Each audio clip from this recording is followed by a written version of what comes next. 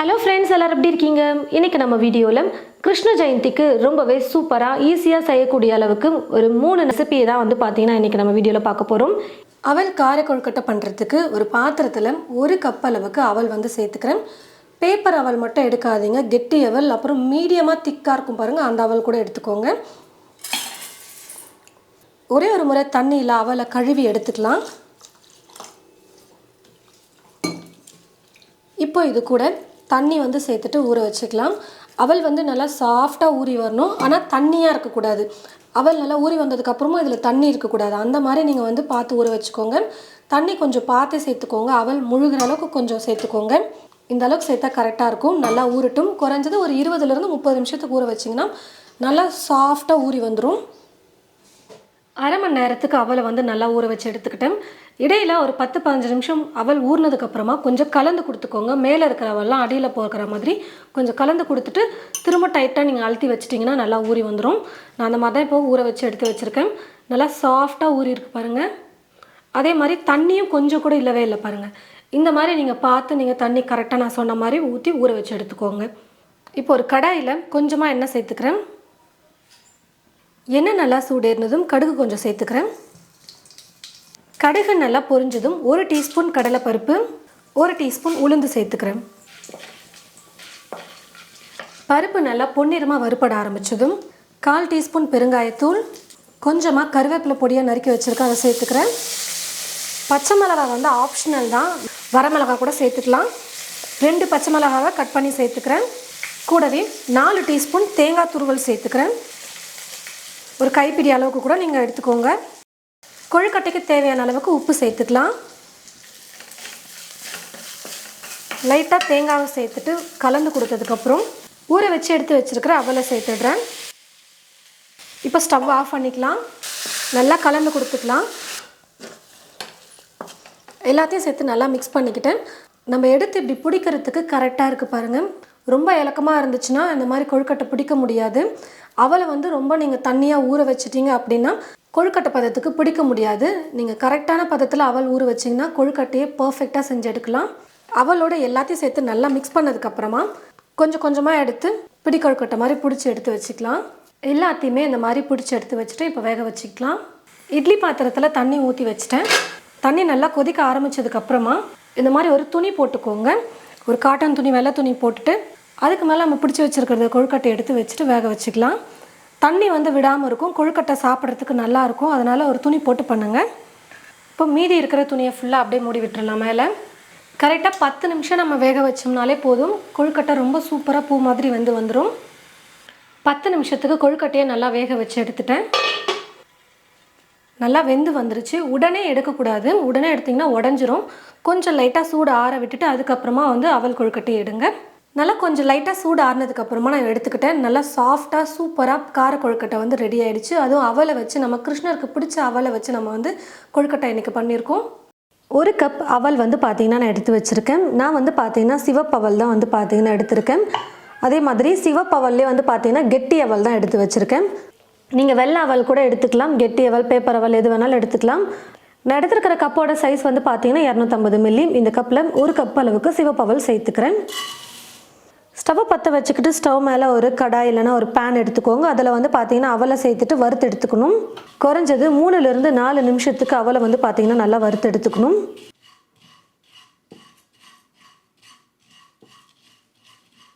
ஒரு 3 நிமிஷத்துக்கு ஸ்டவ்வை லோ ஃப்ளேமில் வச்சுக்கிட்டே நல்லா அவலை வறுத்து எடுத்துக்கிட்டேன். இப்போ இது ஒரு பிளேட்டுக்கு மாற்றிடலாம். நல்லா சூடாகட்டும்.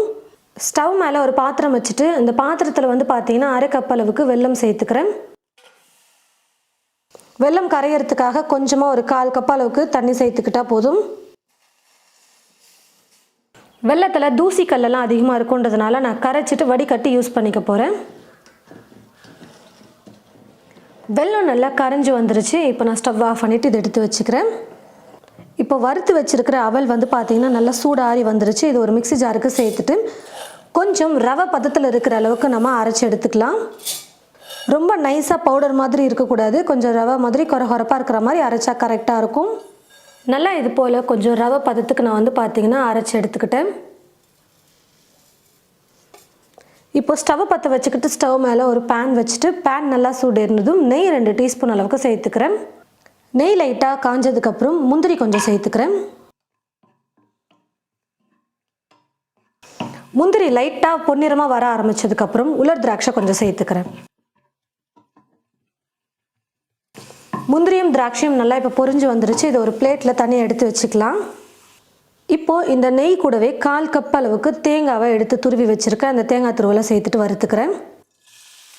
உங்கள்கிட்ட டெசிகேட்டட் கோகோனட் பவுடர் இருந்தால் நீங்கள் சேர்த்துக்கலாம். அப்படி இல்லைனா இந்த மாதிரி ஃப்ரெஷ்ஷான தேங்காவே துருவிட்டு நெய்யில் லைட்டாக வறுத்துக்கிட்டால் போதும். நம்ம பிரசாதமாக சாமிக்கு வைக்கிறதுக்கு சும்மா கொஞ்சமாக தான் நம்ம செய்வோம். அதனால் நான் வந்து ஃப்ரெஷ்ஷாகவே தேங்காவை சேர்த்துக்கிறேன்.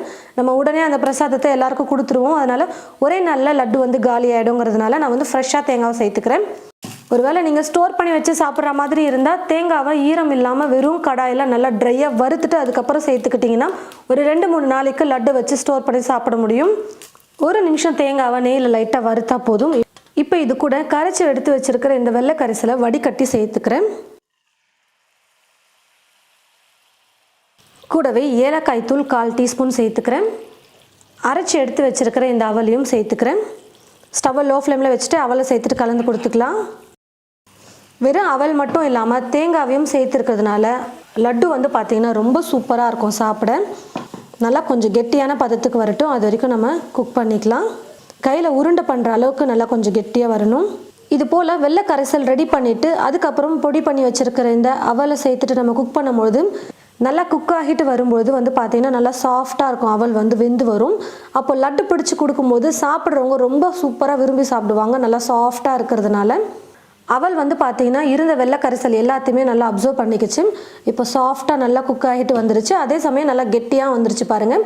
இது போல் இருந்தால் கையில் எடுத்து உருண்டை பண்ணுறதுக்கு நமக்கு கரெக்டாக இருக்கும். லட்டு பதத்துக்கு நம்ம உருண்டை பண்ணணும் கையில் எடுத்து. அது வரைக்கும் நல்லா கெட்டியாக வர வரைக்கும் நம்ம குக் பண்ணால் போதும். இப்போ நான் ஸ்டவ் ஆஃப் பண்ணிக்கிறேன். கடைசியாக இது கூட வறுத்து வச்சுருக்கிற இந்த முந்திரி திராட்சையை சேர்த்துட்டு நம்ம லட்டு வந்து பிடிச்சி எடுத்துக்கலாம்.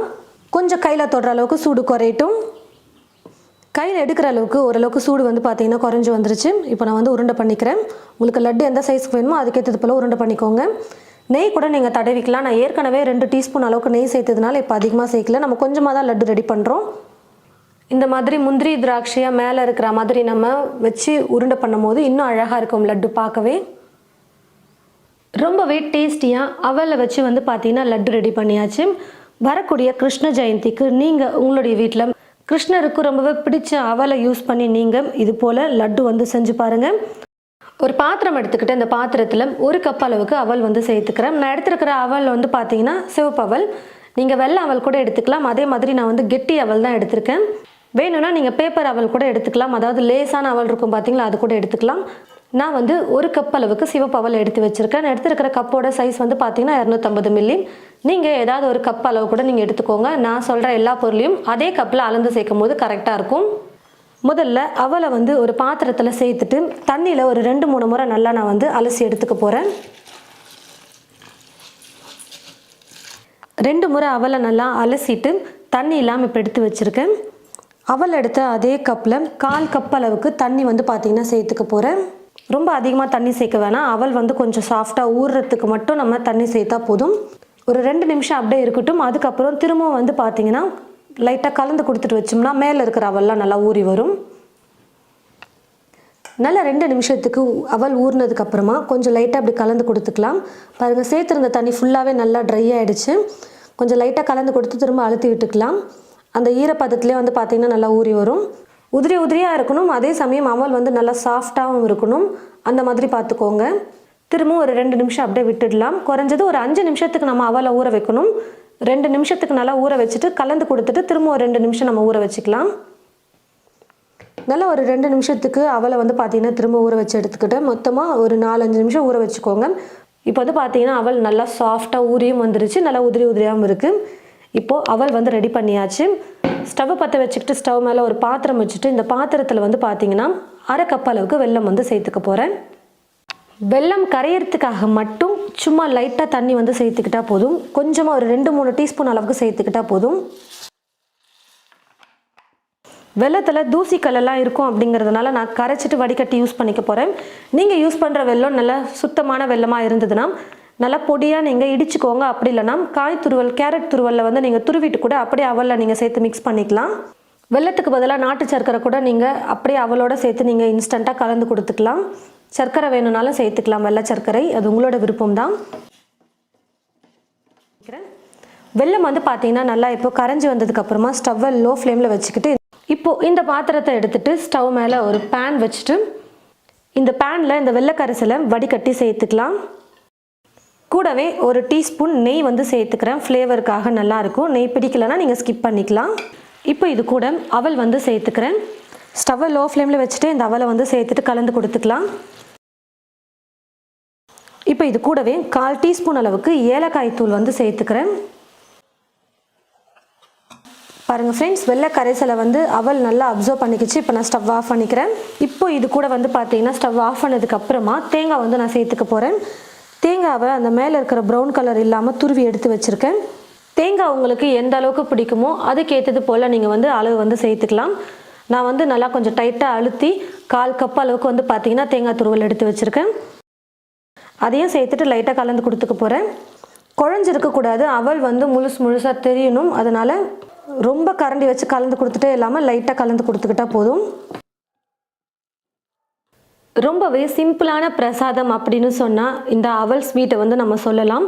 அவலை வந்து பார்த்தீங்கன்னா ஒரு 5 நிமிஷத்துக்கு நல்லா சாஃப்டாக வர வரைக்கும் ஊற வச்சு எடுத்ததுக்கப்புறம் வெள்ளை கரைசலை போட்டு நல்லா மிக்ஸ் பண்ணி எடுத்துட்டாலே போதும். சூப்பரான ஒரு ஸ்வீட் ரெசிபி வந்து ரெடி ஆகிடும். நீங்கள் பிரசாதமாக கிருஷ்ண ஜெயந்தி அன்னைக்கு எந்த ரெசிபியும் செய்ய முடியலனாலும் பரவாயில்ல, சிம்பிளாக நீங்கள் இதை வந்து ட்ரை பண்ணலாம். ரொம்பவே சூப்பராக இருக்கும். சீக்கிரமாகவும் நீங்கள் ட்ரை பண்ணக்கூடிய அளவுக்கு ஈஸியாக இருக்கும். இது போலையும் நீங்கள் உங்களுடைய வீட்டில் வரக்கூடிய கிருஷ்ண ஜெயந்திக்கு அவல் ஸ்வீட் வந்து ரெடி பண்ணி பாருங்கள். இந்த வீடியோவை மற்றவங்களுக்கும் ஷேர் பண்ணுங்கள். இது போல் நிறைய ரெசிபிஸ் பார்க்க தமிழ் ஃபுட் மசாலா சேனலை மறக்காமல் சப்ஸ்கிரைப் பண்ணிக்கோங்க. தேங்க்யூ.